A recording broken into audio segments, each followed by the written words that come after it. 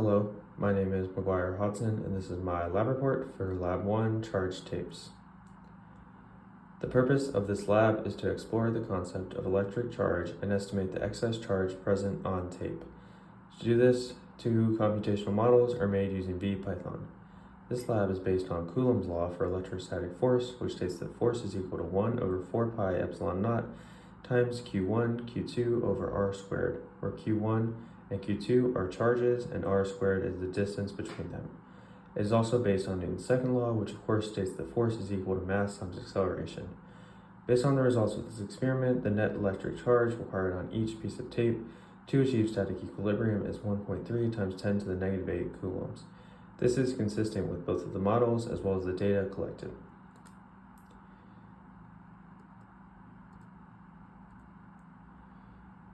Two computational models are used for this experiment, a point charge model and a line charge model.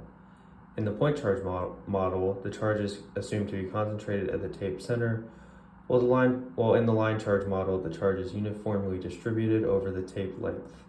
The system in this experiment is the piece of tape, and the surroundings are all of the forces outside of it, which include gravity and air resistance. The assumptions for these models are that the tapes are rigid and stationary at equilibrium, and that the charges obey the programmed models. These models help visualize Coulomb's law for electric charge while also applying Newton's second law. And here you can see Coulomb's law as well as Newton's second law.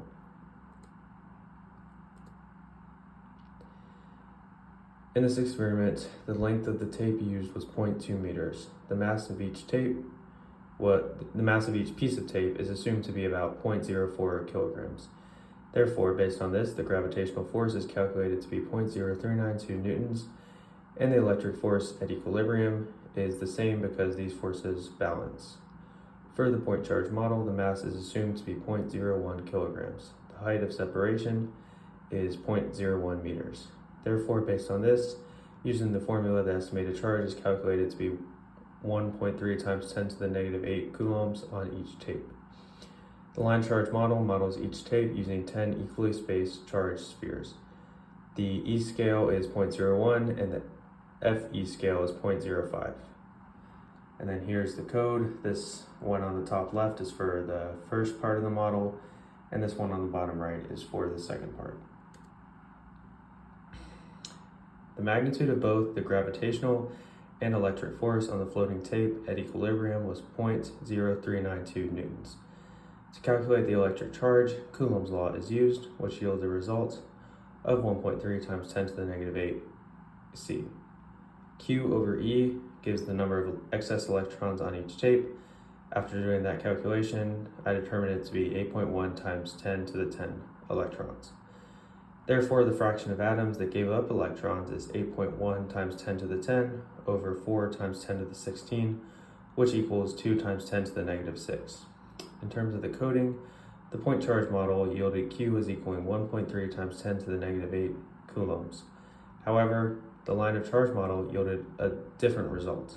It gave the net electric force vector as 2.5411 times 10 to the negative 21, 2.2006 times 10 to the negative 4, 0, which makes the magnitude 2.2 times 10 to the negative 4 C. And then this shows the results of the first model, and this is the results of the second model. So, based on this, the point charge model is capable of a basic estimate of the experiment, but the line charge model is able to provide a much more accurate visualization of the electric field. The predictions from the model were similar to the real system, but there were some differences. These included many things such as air resistance and the fact that the magnetic field was not uniform across the tape. Additionally, the temperature of the room could possibly have altered interactions. If the signs of proton and electron charges were reversed, the interactions would remain the same because the relative signs of interacting objects would be preserved. The point and line models produce slightly different values for Q because the line model reflects distributed surface charge and accounts for the geometry of the tape. Therefore, the line charge model is much more accurate.